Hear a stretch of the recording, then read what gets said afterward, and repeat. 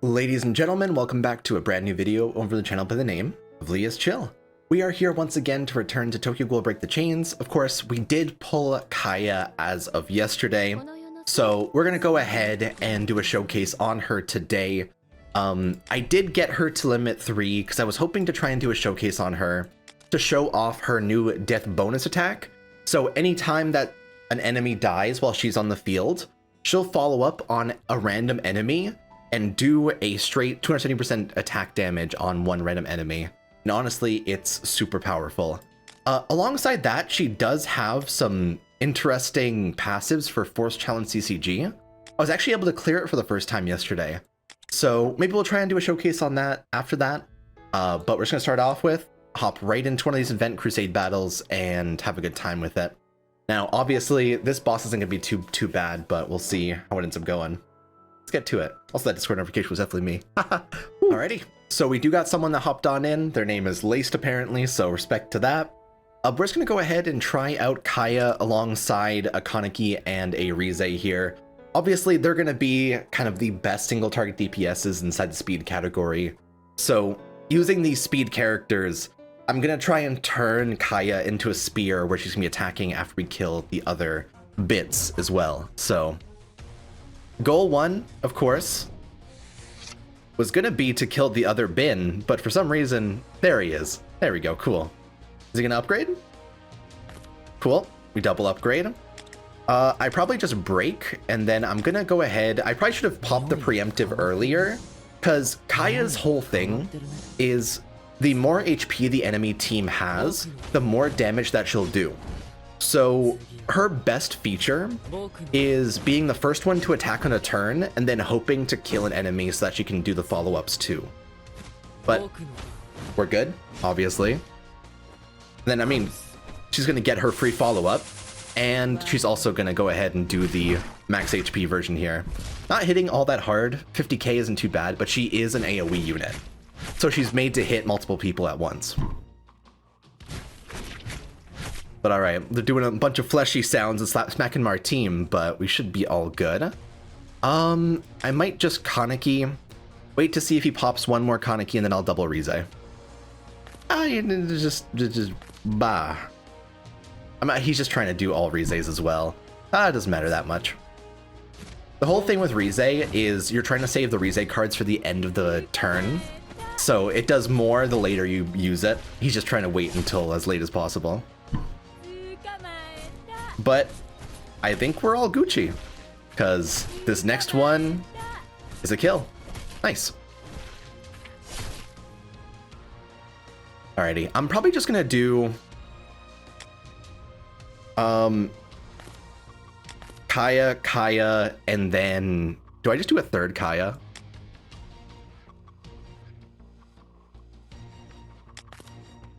We'll see if he ends up killing the tentacles anyway. So we'll just let the Rize do its work if it needs to. Unfortunately, I don't think Kaya's gonna end up getting any kills here. So Rize might have to do a little bit of cleanup. Nope. Good stuff. Perfect. So that's kind of how you want to do it. You want to use her cards early on, do as much damage as you can with them, and then use someone else to get the single target kill. And she follows up again right here to get even more weak damage. Rize gets the break here perfectly because we ended up getting the exact amount we needed because of the follow-ups too. Hell yeah. And we skipped their turn entirely. In terms of my hand, I'm not feeling too great about it. I'm just gonna... bless your soul. Unfortunately, I do not have the card you're hoping for, so I certainly do hope we can do some good damage here. I think it kills. If it doesn't, I try to go for the breaks instead of going for the 2-star Rize. Just to have faith, but we're good. Yeah, I underestimate Amon a lot, but he does end up doing pretty much on par damage with Rize. He hits well enough. I'm gonna upgrade and then Kaya. And then I think I'm just gonna go ahead and kill the tentacle with the Rize card to guarantee that thing's death. and let him focus on doing whatever he wants to at the end of the turn here. We should be good to go. But yeah, I feel like she'll be strongest on teams where you have like one preemptive in her. You have some sort of buffer for your team. So that could be Yoshimura Owl, that could be Uta. And then you're using some kind of character that has death on it, which is what Rise has, the ability to do more damage as they have less HP, to really kill bosses ideally. So you're doing as much damage as possible early on with Kaya, and then finishing off the boss with as much damage as possible with Rise, because both their passives work well together. I think it's just effective. But we're gonna go ahead and pop that, do that, and smack him, and I think we're good for this run here. But yeah, she's not gonna end up out DPSing most of the characters you'll be running in the current speed meta. But if you're trying to get the point where you're grinding super fast, I think that she'll be great at like solid AoE damage as well. So her and Juzo will be a great pair even for just for grinding. So she might go on my actual team that I have with Toka Rabbit. It would be her, it would be Juzo, and then Uta. But we will see. Why is he waiting so long? Just chilling? I mean, sure. I don't know if he's like trying to just wait it out because he thinks I did something wrong here, but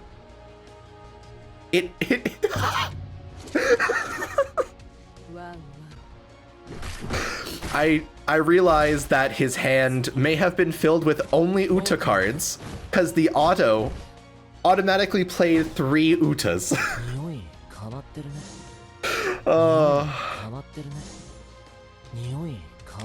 I don't have an upgrade. Good on you. That's so funny. I feel like I haven't had the bad luck in having that many Uta cards pretty much ever, except for in my like worst runs of the early parts of the Yamori raid. Either way, we're good to go. And we'll finish it on up here. And obviously, these Bin brothers are the exact same boss that we got the last time, so they aren't anything too scary or special. It's just kill left Bin first, then second phase, make sure to kill both tentacles that he has. Weakness does work on second phase. Third phase, make sure just to kill as much as you can. Weakness will not work on them, but good DPS is just going to be effective. Very, very simple events. Unfortunately, I'm kind of afraid right now in the fact that they've introduced 3 Event Crusade battles, 1 in each typing. There's 1 Noro, 1 Tatara, 1 Elder Bin. And there was 1 of each color, the Bins being obviously red, Noro being, I think he was the green one, and Tatara being the red. Or the blue, sorry. But regardless, they didn't change this boss fight to be Hachikawa, which is the person that, like, Kaya fights inside the anime inside her own arc. So I'm kind of worried that they might just end up being happy with the current base that the game is at and just repeating the same 3 bosses every 2 weeks. I hope this is not the case. I'm crossing my fingers for it, but it has not boded well so far. And a lot of the people that I know that picked up this game early on, I do think are stepping away from it right now. So they've maxed out a lot of their teams, and the progression slows down a lot as you get to later parts inside the game as well. So I just got my first red cell. Oh, actually, I gave it to Kaneki here. I got my first red cell officially, and I learned that the red and purple modifications are separate buffs that work separately as well. The fire alarm going off outside. They work separately. So you can have a character that has pure reds or pure purples, but they're all unique enhancements that you would be grinding off of these raids that go towards this RC modification, in which you're giving it either the red, which is one of those 4 over there, or one of the purple, which is one of those 4. Additionally, there's probably going to be one more raid added at some point soon, which is going to be another color. But it's alpha, beta. It's probably going to be like, see, delta makes the most sense, but we'll see if it's going to be like omega or something like that. But regardless, this means that you pretty much have to choose between which one of these passives you want the most. And when you do, you just be putting those materials into an individual's RC cells and being able to upgrade it into the advanced version that gives you more benefits off of it. It's very interesting. It doesn't lock to the character as well, so you can always like have these red cells just inside your box for a future person to use. But it's very, very interesting. Regardless, I think we have enough time today. I wanted to try out one Force Challenge CCG with Kaya, and we'll see how it goes. We're gonna rock the team I originally cleared this with. So originally, I think I was running... I think I had Uta instead of Hoji originally. So we're gonna go ahead and toss him in there, and we'll give Kaya Hoji here just for the extra stat benefits as well. We do want the passives from Yomo, because when he's in the back row, he'll reduce the attack rated stats of the enemies. I do want Yomo's potential a lot, because his potential also gives them crit rate debuffs, penetration rate debuffs, and stuff like that. But for right now, this is going to be our main team to try this out and see if we get good RNG. So I would say on Force Challenge right now, the key right now is to not break the enemies on the first turn. But with Kaya, she has a very unique passive where anytime she attacks, she'll remove all buffs and stances to the enemies. And then she'll also buff your entire team by 6% for every card used up to 5 times for 3 turns. So this means on the first turn, one of the best things to do is to use one good Kaya card. And then typically I just try and focus on combining to try and get another Uta for the next phase. Unfortunately, this is some of the worst RNG I've gotten pretty much ever.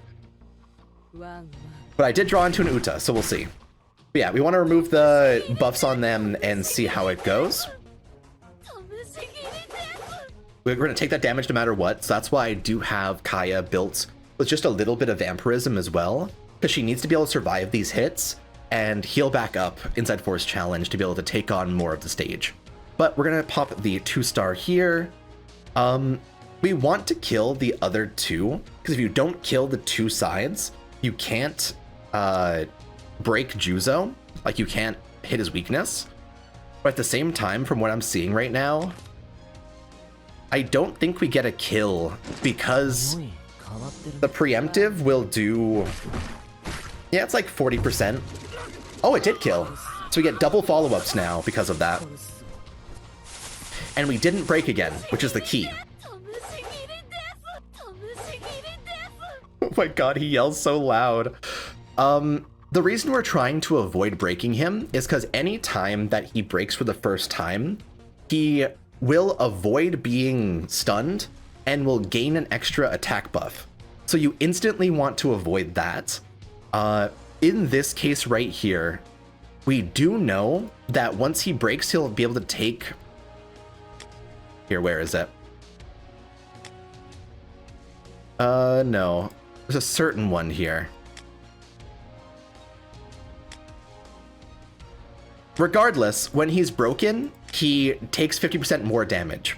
So, because we're going to break here, we're going to try to pop some crazy Rize cards and just straight up finish this wave. I could have actually just used a 2-star card and been fine, but it instantly kills all of them. We're good to go. And second phase. Also just as frustrating. So I'm going to move my alt card over so I have that 3-star for the future. I might just do the Uta. The thing with the Uta cards is not only is it good for the upgrading of cards, it gives 6% basic stats to all characters. This includes every basic stat that includes defense, HP, and so those are really important for making characters tankier as well in phases where you know you're going to be taking so much fucking damage. Because Juzo's hitting 3 times right now. He's probably going to end up killing my Kaya here, honestly. Which I did end up getting Kaya to the second phase when I was fighting, whatchamacallit, when I was fighting the Force Challenge last night. But it is like a 50-50, whether she survives or not. And she dies here. Yeah, and that's the tough part. And I do currently have her built with a full defense on the bottom and then vampirism in the middle. I feel like it might be a better answer. So pretty much that's how you fight the entirety of that Juzo fight. Yeah, like, me dying with Kaya right there didn't change too much because you would just be doing exactly what my strat was just now to every single phase until you can reload and be able to complete it at least once. So not a huge deal. That's just kind of, we're not going to keep on going for today, but that is how you work it. I have her full attack in first slot, full vampirism in the second slot, and full defense in the third slot. Maybe because she's dying on a Force Challenge, I would try and replace these 2 vampirisms in the middle with some kind of HP buff so that she has the extra leeway to take that damage and heal back. But I don't know if like defense is honestly one of the better options for her. It's just I saw her defense number was super low. Like a lot of other characters, they typically, like, bad would be under 9,000, and that's where she's at.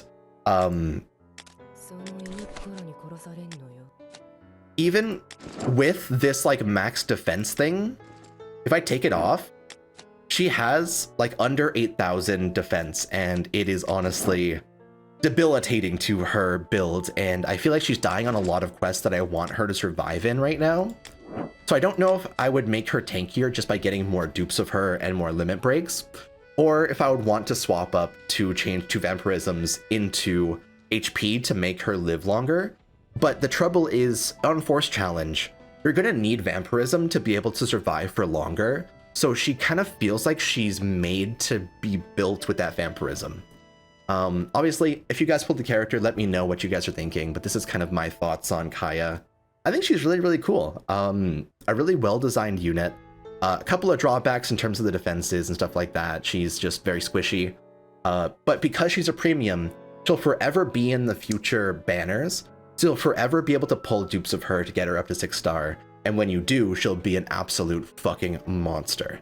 So for now, thank you guys for watching. Take it easy, and I'll see you guys in the next one. Bye-bye.